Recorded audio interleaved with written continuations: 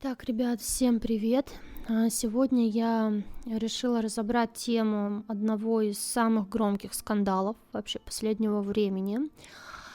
Уровень этого скандала в интернете, особенно в западном вот сегменте интернета, разрастается просто до небывалых масштабов. Это что-то, что в свое время, наверное, можно было сравнить со скандалом Спицегейт и прочим, и, конечно же, с таким знаменитейшим, одним из знаменитейших вот скандалов про Джеффри Эпштейна. И, по сути, этот скандал с очень известным рэпером Пи Диди, он повторяет тот скандал с Джеффри Эпштейном практически в точности до 100%.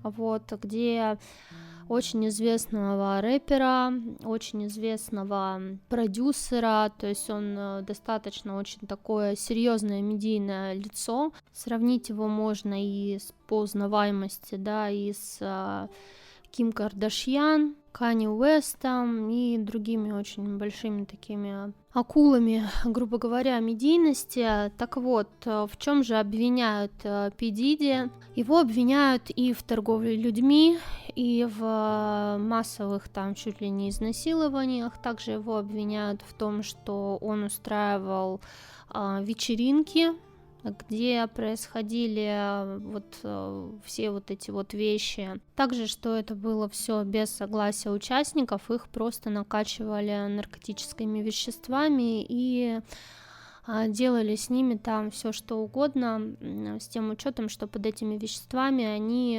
ничего не могли сделать, да, были очень послушными и покладистыми, потому что им было плохо. Ну и после этих вечеринок просто людей запугивали, говорили, что если вы что-то расскажете, если вы там что-то будете делать, то мы можем там что-то с вами сделать. Ну, то есть угрожали физической расправой в случае, если этот человек что-то попытается в общественность выдвинуть. И там уже против него иски, наверное, около 200, там, по-моему, человек или больше подала, и все больше и больше заявок новых вот этих приходят, подают на него в суд. То есть там вроде как собирается такое глобальное вот это вот разбирательство по его делу, устроить, прокуратура там не дремлет и так далее. Стоит ли отмечать, что это, я думаю, не случайно все, потому что в преддверии как раз-таки выборов, да, вот это вот все идет, и тот же самый Пи Диди, это прям такой ярый защитник и поборщик демократии в Америке,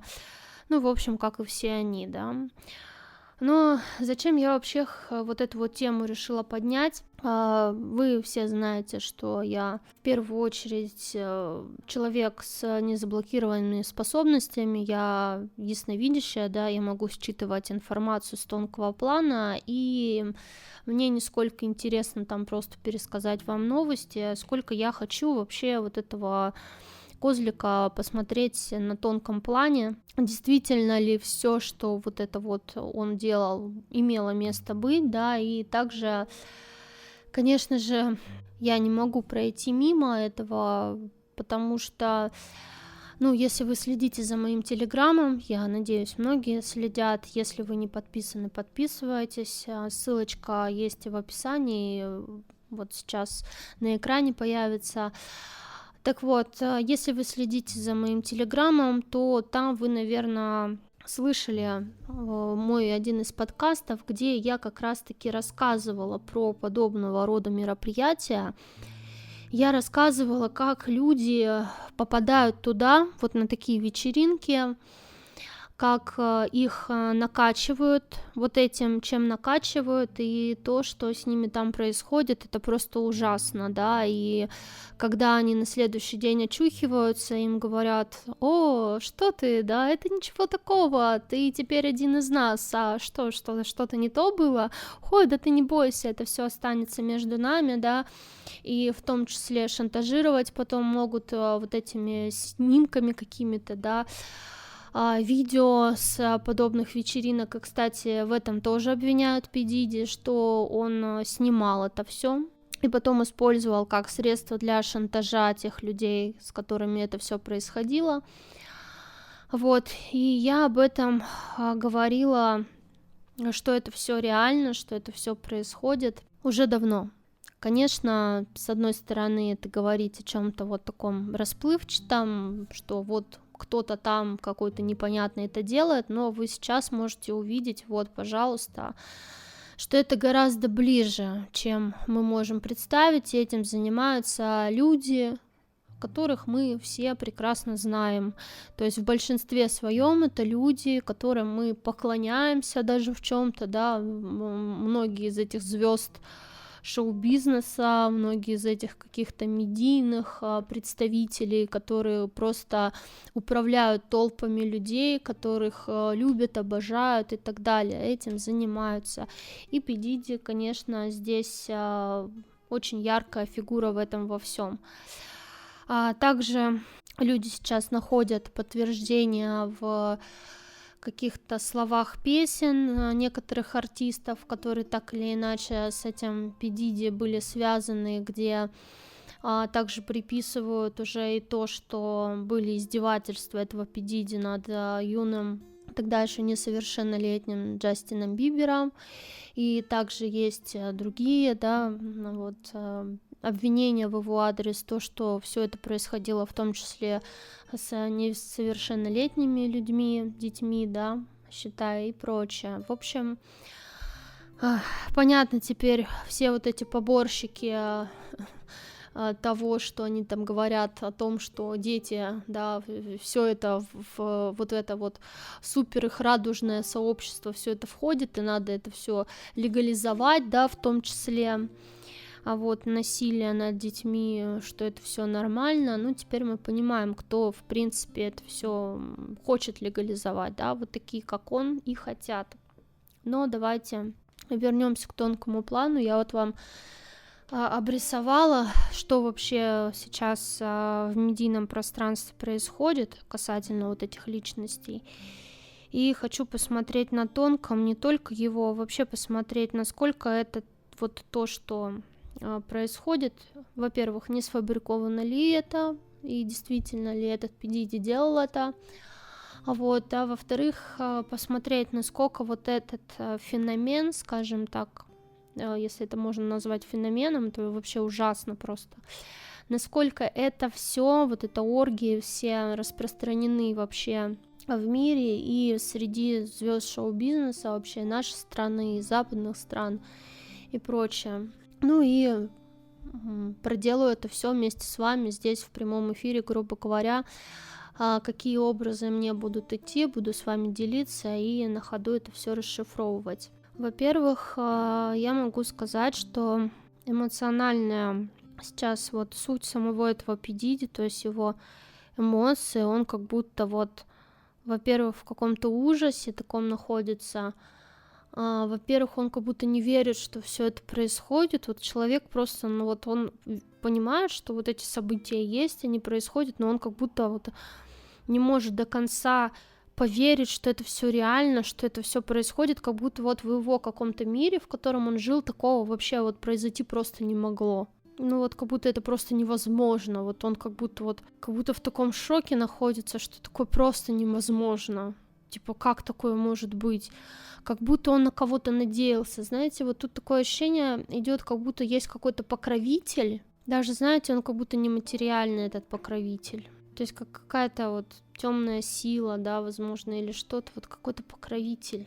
Он как мелкая сошка, знаете, вот ощущается, он как мелкая какая-то сошка, как какой-то вот маленький, вот как последователь. Вот знаете, если смотреть, вот я не знаю, ад с чертями, грубо говоря, вот есть вот дьявол, да, какой-то такой центральный, там, сильный, большой персонаж, а есть вот как мелкая сошка чертенок, какой-то исполнитель, который там делает то, что ему приказали, да, вот он там рожками сверкает, там что-то поет, там пляшет, выпендривается на публику, вот он как будто вот такой, типа, и он такой, ну я же мелкая сошка, да, ну я же мелкая сошка, но как будто он представлял чьи-то интересы. И там был какой-то механизм, вот как будто с ним ничего не должно было произойти, знаете, вот Все, что вот он делал как по приказу. Вот идет приказ какой-то, да, и он делал по приказу. Вот ему говорят, что делать, он делает.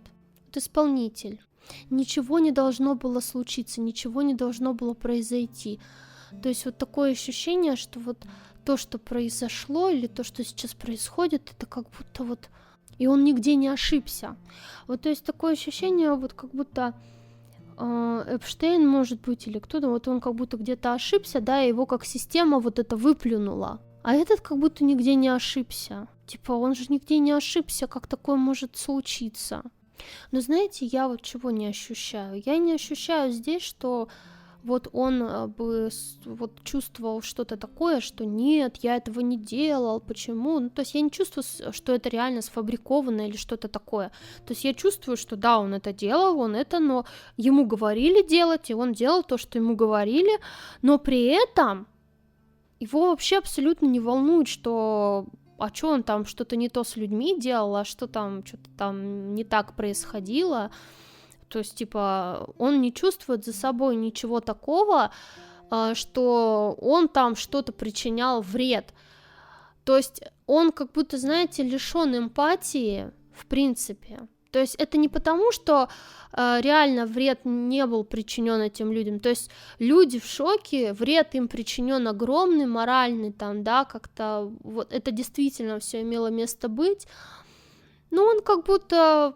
Ну, вообще, вот, знаете, не ощущают людей как людей. Вот отсутствует абсолютно, ну, вот как игрушки, знаете, поломанные.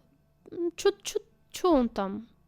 То есть его больше беспокоит тот факт, что меня что, поймали? А что такое возможно? А что такое может быть? Мне же обещали, что ничего подобного не будет, со мной не случится. То есть как будто он... Вот это его в какой-то шок свергает, а то, что он, извините меня, там делал с людьми, его вообще никак не колышет, то есть как будто он даже не способен почувствовать это. Он и людей каких-то вот рядом с собой, которые у него были, какие-то команда, которые там даже вот жена, какие-то другие люди, он их как вот, я не знаю, он даже как людей это не воспринимает. Знаете, как вот, какие-то даже не вещи, а вот, как вам сказать, какое-то настолько высокое высокомерие, что как будто эти люди, они настолько вот, знаете, как грязь под чьими-то ногами, вот просто какие-то жалкие, никчемные, какие-то вообще вот просто вот, я не знаю, там даже это не социальные слои, вот, знаете, как там, я вот такой весь король, и там все остальные там нищие. Нет, тут вот просто даже отношение такое, вот, кстати, очень похожее отношение было когда я смотрела каких-то вот сильных мира сего, грубо говоря, и они вот этих своих марионеток тогда использовали, которые готовы были все что угодно делать, там плясать и так далее, вот лишь бы там сделать так, чтобы было хорошо. Вот этим сильным мира сего, вот такое презрение было, вот чисто вот, что хуже грязи.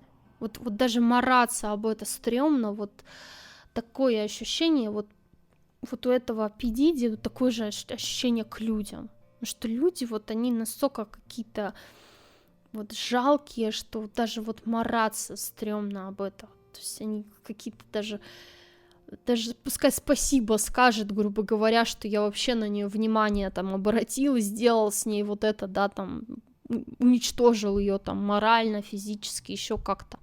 То есть как будто он это даже вот то, что он там насилие какое-то над человеком совершил, как будто он считает это актом какого-то снисхождения вот великого себя, да, вот этой вот грязи, вот какое-то вот такое, и типа, что он еще должен какую-то ответственность нести за то, что он вот такой великий посмотрел, обратил внимание на грязь там и сделал там что-то с ней. Ну, знаете, я могу сказать, что там даже не просто были моменты, ну, вот какого-то акта, да, вот чисто насилия, а там реально имело место быть и какие-то акты издевательства даже. То то есть использование каких-то вещей, там просто издевательств над людьми, реальных унижений, издевательств. И да, люди находились под каким-то измененным состоянием, то есть так его даже больше штырило, потому что они какие-то вот как будто в этом измененном своем состоянии ему казалось, что они выглядели такими, какие они есть на самом деле, жалкие, никчемные, стрёмные, вот они как будто вот свою истинную суть показывали, насколько они вот никакие, да, вот именно под этими наркотиками, типа когда они были не под этими веществами, они как будто пытались играть роли того, что они что-то из себя представляют, вот так, типа, что вот они сидят такие все перед ним, вот такие все важные, такие все там, что-то из себя корчат, вот как для него это было, что как будто они что-то из себя корчат, пытаются быть теми, кем они не являются, как будто они пытаются из себя что-то там показать, а на самом деле они какие-то вот жалкие, стрёмные, и он им показывал, какие они на самом деле. Вот, что-то такое идет от него. Ну, я не знаю, знаете, ребята, тут даже вот немножко психопатии какой-то попахивает, если честно, от этого всего, потому что, ну, я не понимаю, как человек может, вообще нормальный человек, адекватный, вот так воспринимать других людей. Честно, я как-то даже вот это все, я вот сижу, у меня просто вот руки трясутся, потому что это какой-то трэш. Ну да, серьезно попахивает психопатия, потому что даже вот я сейчас начинаю смотреть его каких-то вот это, да, на кого он работал, грубо говоря, вот этот сильный там условный дьявол, да, на которого этот мелкий черт работал, вот он как будто даже его презирает, но боится. То есть он вот это какая-то сила, да, на которую он работал, которая его прикрывала, эта сила, которая его, грубо говорила, ну да, там, и относилась к нему так же, кстати, как он относился к людям, как какая-то, ну вот, как будто эта сила снисходила до него, он такой мелкий, какой-то стрёмный, ничтожный, что вали отсюда, грязь под моими ногами. И знаете, наверное, даже где-то это был один из способов выместить свою вот эту беспомощность перед этой злой силой на более слабых, как на вот этих людях, которых эта сила заставляла, ну, как его заставляла делать вот это с людьми, но он, знаете, там, я сам прислуживать бы рад, вот в этом плане он как бы получал удовольствие даже от того, что он делал, потому что он как будто на этих людях вымещал вот эту вот собственную слабость, которую он перед этой силой испытывал. Он как будто вымещал это на этих людях, вот эту злость, да, это как будто его попытка была почувствовать себя каким-то большим и великим на фоне вот этих людей, но с тем учетом, что он именно на фоне вот этой силы какой-то, которая им управляет, он себя чувствовал полным ничтожеством. Хотя я не вижу, чтобы его трогали, чтобы эта сила как-то... Нет, что-то было какое-то давление. Вот как будто вот ему даже порой могли показать, где твое место. Вот эта сила как будто могла показать, где твое место. Вот я пытаюсь посмотреть, кто вот эта сила, которая им управляет, да, и я вижу больше мужскую энергию, какая-то мужская энергия, но какое-то очень старое тело мужчины, и взгляд, вот, знаете, почему-то идет вот как у этих, у Ротшильдов, да, вот это вот фотографии их старые, вот такие страшные, как демонические какие-то вот рожи. Но это не Ротшильд, не Рокфеллер, это вот что-то вот просто похожие лица какие-то, вот лицо какое-то такое искорёженное, знаете, вот какое-то вот искорёженное злобой, какой-то вот ненавистью. Там какой-то вот этот человек, не человек, даже не знаю. Ой, ну, не сильно хочу смотреть, какой-то ужас вообще. Там как будто вот даже вот этот человек, ну, как каннибал какой-то. Фу. Там какие-то стены, такие даже как замок какой-то, даже не замок, это как крепость, не крепость, что-то непонятное, вот с какими-то каменными такими стенами, как темница, не темница. Ну, такое ощущение, вот опять же мне идет как я смотрела ранее, тоже, по-моему, выкладывала в Телеграме, вот из тех, кто заходят в какие-то подземелья, и там показывают свои истинные лица. Вот они показывают свои истинные лица, какие они есть, вот перекошенные вот эти злобой. И вот они прямо ощущают власть свою именно в том, чтобы вот издеваться над другими. Они вот именно от этого удовольствие получают какое-то. То есть им не важно, что там человек, им не важно, чтобы он что-то сказал, что-то сделал, ничего. Это вот просто вот боль ради боли, знаете, вот такая вот. То есть им как будто нравится это все делать. И они выходят на поверхность, и вот выходят на поверхность и такие становятся улыбчивые, какие-то такие доброжелательные. В общем, вот такие все, короче, типа, как маски людей одевают. Вот этот такой же. Вот, и этот на него работал. И знаете, вот даже не то, что работал, он как будто вот как собственностью его был. Я не знаю, достаточно сложно сказать, вот этот P. Diddy. Как будто собственностью вот этого деда был. Как вещь какая-то. То есть у него даже вот как-то странно, вроде как своя личность была, но эта личность какая-то была стертая, полустертая. Даже такое ощущение, что как будто вот когда он жил, да, вот там, ну не знаю, какой-то вот этой вот жизнью, да, вот этой кинозвезды, говорю, рэп-звезды, там, и все, он как будто вот чувствовал свою свободу, да, как будто он чувствовал то, что он сам себе принадлежит, но это вот как была иллюзия, потому что он всегда, типа, вот знал, что он на самом деле как вещь, как какая-то вот, я не знаю, даже вот не хуже собаки, вот, как какой-то инструмент этого человека, что ли, я не знаю даже, как это сказать, то есть он как будто... С одной стороны, такой, когда он сам по себе такой рэпер весь, он такой чувствует свою свободу, я такой свободный, я сам себе принадлежу, а с другой стороны, это все иллюзия, потому что он сам себе не принадлежит, он принадлежит вот этому хрену какому-то. И он, как знаете, тоже, как продавец душ для этого хрена, он как будто вот ходит и собирает души какие-то. Он как будто подписывает контракты, может, это вот как раз-таки то, что продюсирование, да, вот это он занимался, с какими-то молодыми, талантливыми людьми, и он вот этих людей как вот на какой-то контракт с дьяволом берет. Вот такое ощущение. То есть он как собиратель какой-то вот такой вот. И он собирает это для вот этого деда. Сейчас, знаете, странное ощущение, такое чувство, что он сам, вот когда ему было лет 15, как будто он во что-то очень нехорошее вляпался. То есть, возможно, не с этим дедом, возможно, во что-то другое, но вот как будто, когда ему было, он сам был несовершеннолетним, как будто какое-то насилие было совершено над ним. Что-то не очень хорошее произошло. Я не хочу это смотреть, но я вижу вот как будто... подросток, да, его рвет прям. Там тоже какие-то мужчины, я не знаю, что-то уже после того, как с ним что-то сделали, и вот его вырывает, прям рвет, выворачивает наизнанку. Но он как будто был в сознании, то есть я не вижу там никаких наркотических веществ или еще что-то.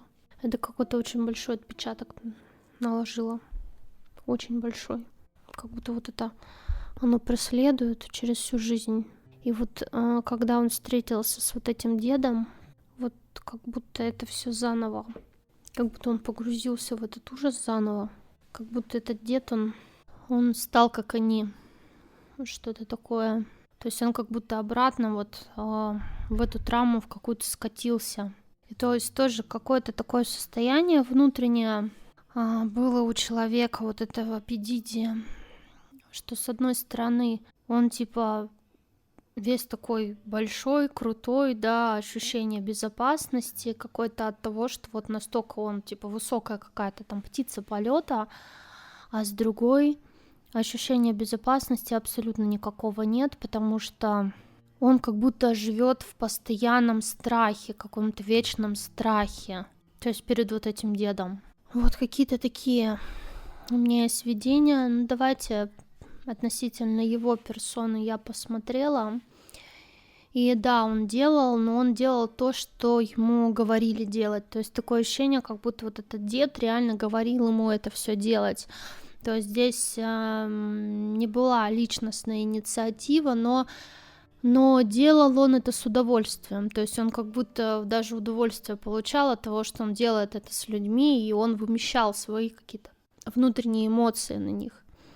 Ну и также отсутствие эмпатии, как я уже сказала, поэтому жалеть его не знаю, насколько там можно, нельзя. А другое дело, что он только часть этой цепи, то есть он маленький исполнитель, да, один из, такой маленький человечек в этом во всем.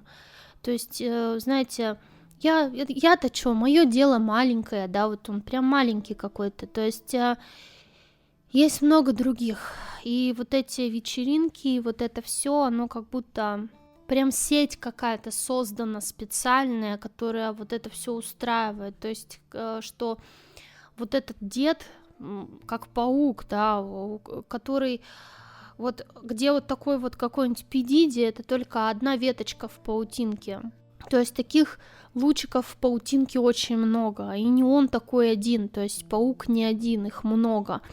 Это целая сеть. И да, знаете, вот если смотреть как-то на карту, вот я сейчас образ карты представляю, да, мировой, и очень много этого в США, есть в Канаде, но этого меньше, вот как-то вот более какая-то северная, западная часть Канады, вот как-то вот больше западная часть Канады как-то с этим связана, с этой сетью паучьей. Потом оттуда опять же тянутся вот истоки этой сети туда дальше. То есть я, по-моему, смотрела тогда еще, давненько это было, но вот я смотрела Гренландию, что там что-то не очень хорошее есть, как под землей какие-то базы или еще что-то вот туда тянется, то есть Гренландия, и идет опять же Запад, то есть это Евросоюз так называемый, да, страны Евросоюза. Я вижу часть вот Москва, вот прям в Москве есть паутина. Москва, Питер, часть в Питер уходит, часть еще куда-то. То ли Казань, Екатеринбург, какие-то вот близлежащие большие города. Но вглубь России я не вижу. Токио, Тайвань. Как будто вот Китай тоже вот что-то хочет, но идет сопротивление внутреннее. Как будто вот в Китае эта паутина хочет раскинуться, но как будто ее подавляют. Она опять пытается раскинуться, ее подавляют. То есть какое-то вот сопротивление этой паутине идет. Она такая расползается, и тут же ее как вот, знаете, как отстригают. То есть какая-то борьба там идет. Австралия, Новая Зеландия, вот эти острова. И потом вот как где Индия, только не Индия, где-то выше вот Индии, страны, прям такое ощущение над Индией. Где-то прям это какая-то паутина, она даже стала не то чтобы как паутина, она стала как, знаете, даже я бы сказала, как проволока. И эта проволока, она вот как будто вот прям вот в землю вот так вот вросла и прям вот начала вот как загланды, как вот вырывать вот с земли что-то. Как будто там какое-то такое насилие жесткое происходит. Прям людей за людей не считают. Прям вот какое-то ужасное чувство, как будто вот то, что происходит на вот этих вечеринках, грубо говоря, у этого Пидити, там как будто это происходит чуть ли не на государственном уровне, какой-то ужас такой, как будто вот люди на улицах прям вот, их могут, не знаю, чуть ли не кишки выворачивать наружу. Я не знаю, что это значит, но вот где-то вот, где Индия, только выше вот, где-то какой-то ужас творится. Это не Индия. Там обычное население, как будто вот оно, не знаю, за людей не считают, как мясо какое-то. Там это настолько вот прям даже не паутина, а как проволока вросло в землю. И вот я не знаю, опять же, образ земли идет, вот, в который в горло впились, да, вот как вот и пытаются выдрать гланды прям. Вот этот образ земли в виде женщины идет, то есть женщина, которая прям вот пытаются выдрать кадык, вот так. В общем, не знаю, что это за страна такая.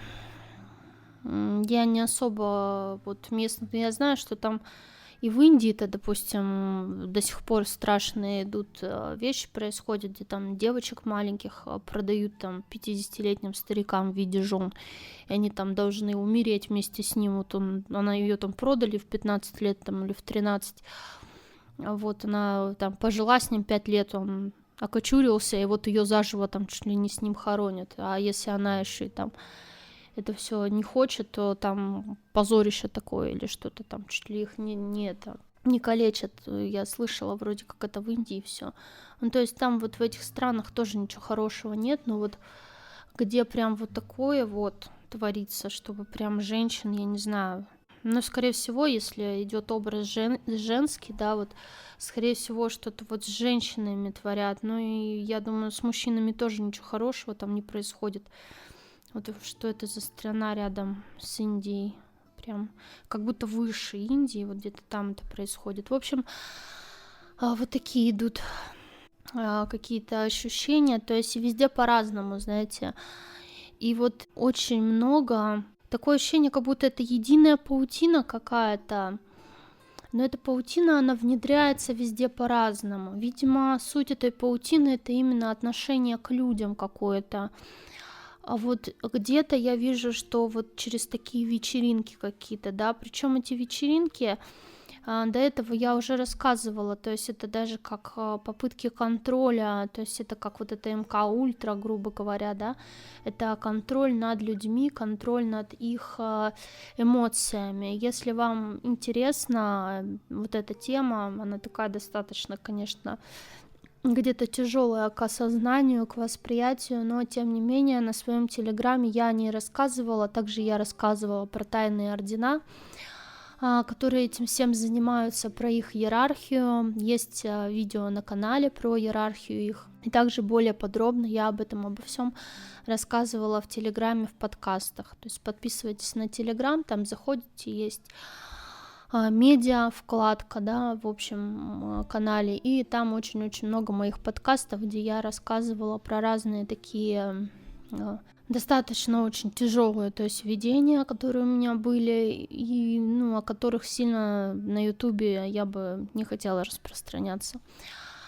Поэтому заходите в телеграм, также я там новости очень интересные выкладываю, я думаю, каждый найдет что-то интересное для себя. Плюсом в Телеграме, если будете следить за Телеграмом, вы не пропустите никаких новостей из моей солнечной деятельности, в том числе о том, что создаются какие-то новые ресурсы. Как вы знаете, в связи с тем, что начали замедлять YouTube, я создала и ВК как альтернативу, да, где я буду выкладывать видео, также Дзен сообщество, также на Рутубе, правда, с ним есть небольшие затруднения, потому что видео туда очень сложно загружаются, вот, но тем не менее я все-таки стараюсь их туда тоже дублировать. В общем, подписывайтесь на другие мои ресурсы, мало ли что. Ну а я вас всех люблю, обнимаю. Также призываю вас начать смотреть на этот мир, на реальный, такой, какой он есть. Да, это болезненно, да, такие ситуации, как, допустим, с тем же самым Эпштейном или вот сейчас с Пи Диди, вызывают просто огромнейший общественный диссонанс.